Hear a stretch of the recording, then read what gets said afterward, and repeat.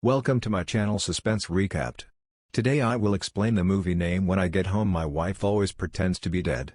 Spoilers here, watch out for the movie. Salaryman June is married for the second time, and thinks that the third year in a marriage is the most crucial one, since that was when he divorced his first wife.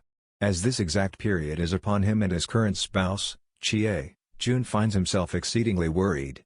This is where the story picks him up, as he returns home from his work. However, this time, he is not met with a regular situation, but instead finds Chie bleeding from her mouth and lying on the floor. He is shocked by the scene, but it turns out the blood is just ketchup and she is pretending to be dead. Without telling him why, Chie pretends to be dead every day, leaving him dumbfounded but also quite worried for her psychological situation. His friend from work, Soma, has a blast with his friend's situation, but eventually agrees to help by arranging for him and his wife, Yumiko, to go out with the said couple. The two women immediately become friends, as it is soon revealed that Soma's marriage is not without problems, while their elderly boss also shares his 2 cents about his issues with his wife. June tries his best to help his spouse, even participating in her schemes, but nothing seems to change, even after she starts working a part-time job at a local cleaners.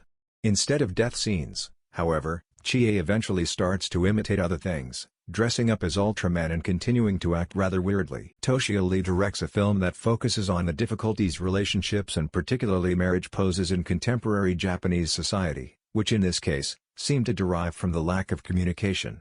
Chie, who has moved to the city from the countryside after marrying June, feels bored, neglected and without a sense of purpose since the life of the housewife and the lack of communication with her husband does not satisfy her.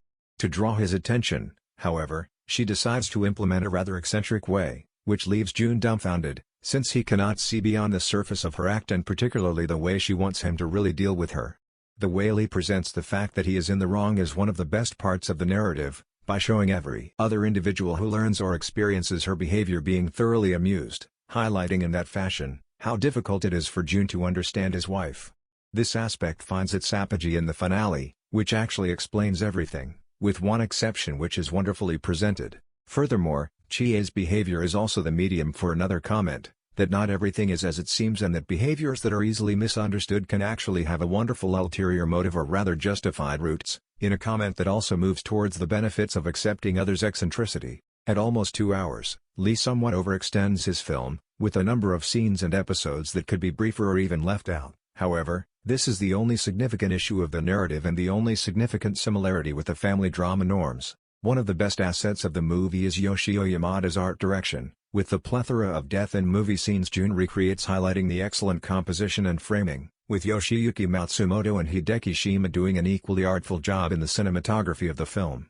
The wait for what Chie will present every day is also one of the best parts of the narrative. Nana Ikura as Chie and Ken Yasuda as June highlight their antithesis excellently, with Lee taking care of not presenting anyone as the villain. Their treatment of both the comedic and the dramatic moments is quite good, while both exhibiting a very fitting sense of measure in their acting that works quite well in the context of the movie. Thanks for watching. Do you like this type video? Then subscribe my channel Suspense Recapped.